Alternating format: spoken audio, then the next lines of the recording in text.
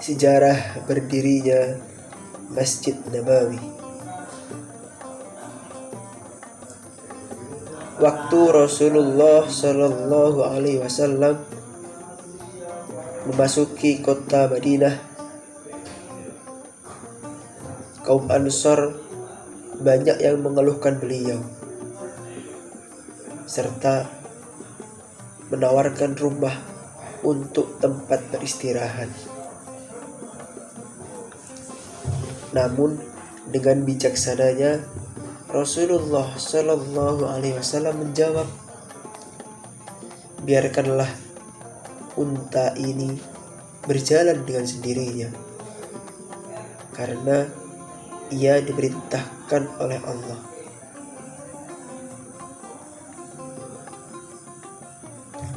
Tanpa disangka-sangka, unta itu berhenti di depan rumah Abu Ayyub Al-Ansori. Dan akhirnya Nabi Muhammad Sallallahu Alaihi Wasallam dipersilahkan tinggal di rumahnya. Setelah beberapa bulan tinggal di rumah Abu Ayyub Al-Ansori, Nabi Muhammad Sallallahu Alaihi Wasallam mendirikan masjid di atas sebidang tanah wakaf bin Zurar dan anak yatim Sahal dan Suhail di bawah asuhan Mu'ad bin Adra. Masjid Nabawi dibangun secara gotong royong dari mulai awal pembangunan hingga selesai. Namun peletakan batu pertama pembangunan Masjid Nabawi dilakukan oleh Rasulullah Shallallahu Alaihi Wasallam. Selanjutnya oleh sahabat Abu Bakar, Umar bin Khattab, Utsman bin Affan, dan Ali bin Abi Thalib. Masjid Nabawi dibangun pada tahun pertama Hijriyah, dan asal mulanya kiblat ini menghadap ke Baitul Maqdis. Sedangkan pada tahun keempat Hijriyah, masjid diperbaiki dengan lantai dari batu bata. Setelah kiblat dipindahkan dari Baitul Maqdis ke arah Ka'bah, pintu belakang dirubah menjadi mihrab. Pada tahun ke-7 Hijriyah atau sesudah perang Khaybar, luasnya diperluas menjadi 50 meter untuk ukuran panjang dan lebarnya. Kemudian pada tahun ke-17 Hijriyah, pada masa pemerintahan Khalifah Umar bin Khattab, diperluas lagi 5 meter untuk sebelah barat dan 15 meter untuk sebelah utara.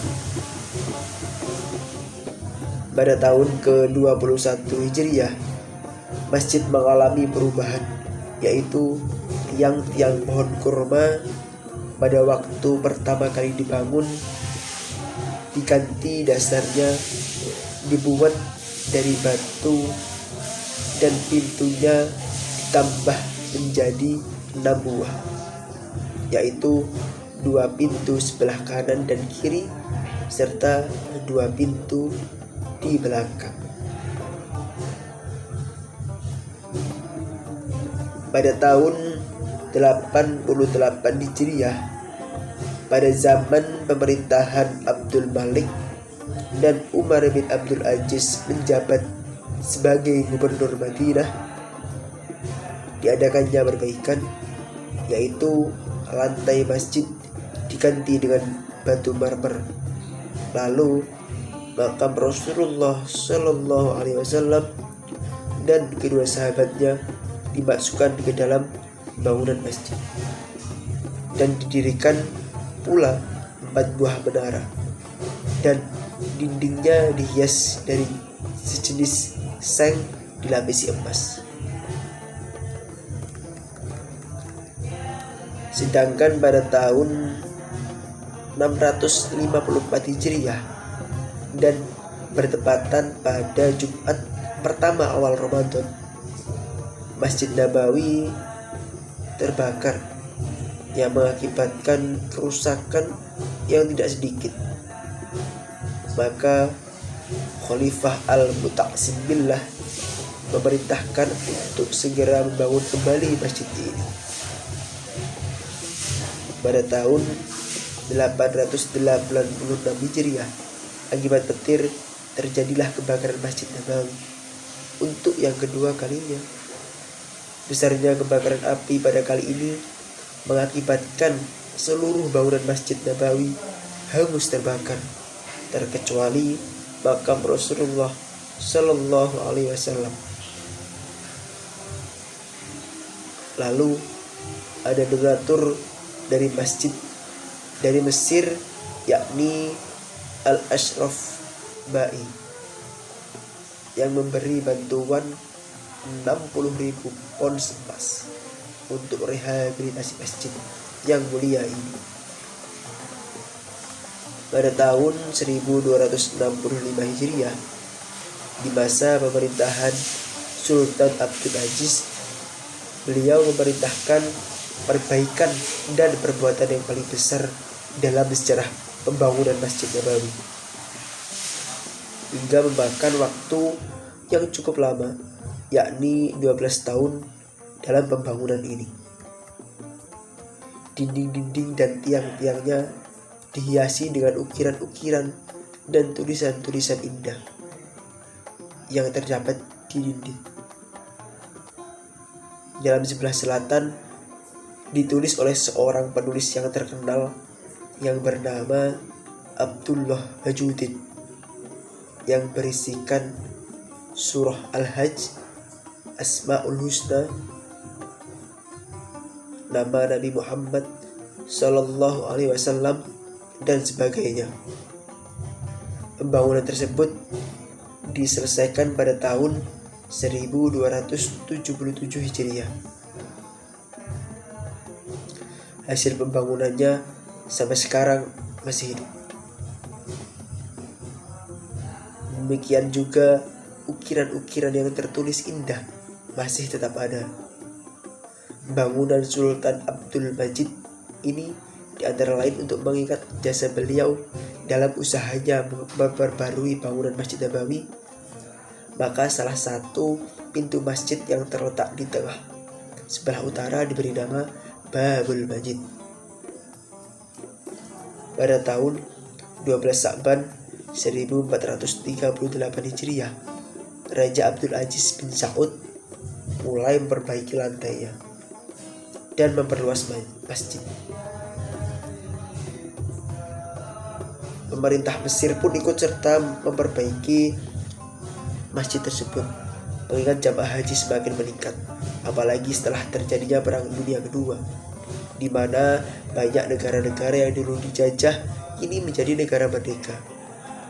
Ditambah lagi perjalanan antara negara telah lancar dan cepat, maka sesudah pembangunan yang diadakan Sultan Abdul Majid, Raja Abdul Aziz bin Saud memperbesar dan memperbarui Masjid Nabawi Madinah tersebut. Jumlah pintu yang dibuat sampai dengan masa Raja Abdul Aziz adalah Babul Saud, Babul Abdul Aziz, Babul Abdul Majid, Babul Abu Bakar As-Siddiq, Babul Umar bin Khattab, Babul Utsman bin Affan, Babul Salam, Babul Rahman, Babul Nisa, dan Babul Jibril, yang mana setiap pintu tingginya mencapai 6 meter dan lebarnya 3,5 meter. Dibuat dari kayu dihiasi ukiran dari tembaga kuning, model Arab, jumlah yang sebanyak dengan jumlah 232 buah. Masing-masing tingginya mencapai 5 meter. Didirikan 2 buah menara terletak di muka masjid yang masing-masing tingginya mencapai 70 meter. Sementara itu, masjid bagian belakang di atas Babul Al-Majid Dari sebelah barat memanjang ke timur telah dibangun bertingkat 2 yang digunakan sebagai perkantoran, perpustakaan, gudang peralatan masjid, dan selebihnya dapat digunakan sebagai tempat salat. Apabila jamaah terlalu padat di dalam masjid, diberi sketsa yang dapat diangkat-angkat memanjang dari belakang makam Rasulullah Shallallahu Alaihi Wasallam sampai ke pintu utama sebelah utara. Di sebelah kanan untuk jamaah wanita. Bangunan Masjid Nabawi yang ada sekarang ini ditambah dengan halamannya sudah sangat mencukupi untuk keseluruhan luas kota Madinah pada zaman Nabi Muhammad SAW hingga kuburan yang ada di dekat masjid.